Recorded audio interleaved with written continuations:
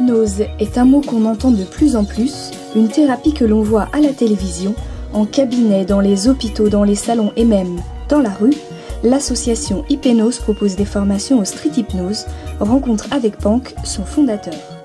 Le but, c'est vraiment de former des personnes pour pouvoir aller jouer dans la rue avec des partenaires et vraiment mettre en place une hypnose proactive, c'est-à-dire prendre l'habitude d'aller au contact des gens. La formation, elle est super simple. On va travailler sur les thèmes de base. Préto qu'on va pouvoir donc répondre à toutes les objections, les peurs, les visions, les croyances qu'il y a sur l'hypnose.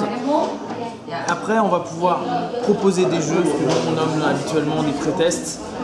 Et de là, on va pouvoir partir sur une session d'hypnose de rue, c'est-à-dire soit partir sur une induction éventuellement, soit très souvent, de par le pré-test, on va pouvoir automatiquement travailler sur une session. La session, c'est une session de fun, c'est-à-dire que le but n'est absolument pas de faire de la thérapie, le but est d'ouvrir une perspective à des personnes qui ne connaissent pas l'hypnose. Plus vous essayez de décoller, moins vous y arrivez. Et là, tu te rends compte que ça devient compliqué. Mais vous inquiétez pas, la deuxième chose qui est arrivée encore plus sympa, ces mains-là se collent, se fixent. Elles sont complètement fixées, collées, fixées, totalement collées, fixées. Et là, vous allez essayer de l'enlever, mais vous voyez que vous n'y arrivez pas. Et à mesure que vous essayez, celle-ci, elle se fixe encore plus. Elle se fixe encore plus.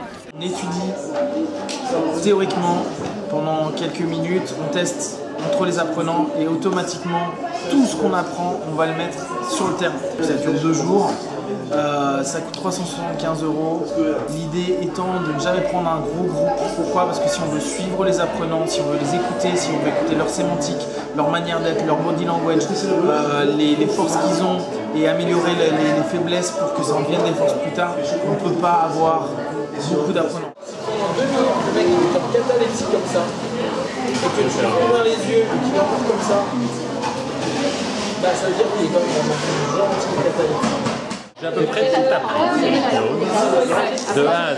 En fait, j'ai surtout appris une pratique bien spécifique à Pank que j'ai beaucoup appréciée et qui me semble assez judicieuse et surtout très bien orientée dans le sens que l'éthique qu'il nous apporte est très bonne et répétée régulièrement et elle est assez... je pense qu'elle nous aide à nous sentir mieux à aborder les gens. Je trouvais super intéressant le contact avec les gens et voilà, puis le résultat, au niveau du résultat, c'était vraiment, ouais, pour le coup, c'était vraiment sympa. L'important étant pour moi qu'on puisse montrer que l'hypnose, c'est pas du spectacle, c'est pas non plus que du truc sérieux, pas que de la thérapie, c'est quelque chose qui est un trésor à l'intérieur de nous. La transe, c'est un trésor qui nous appartient et à partir de ce moment-là, se rend compte qu'on a des capacités extraordinaires et qu'on peut aller vraiment très loin.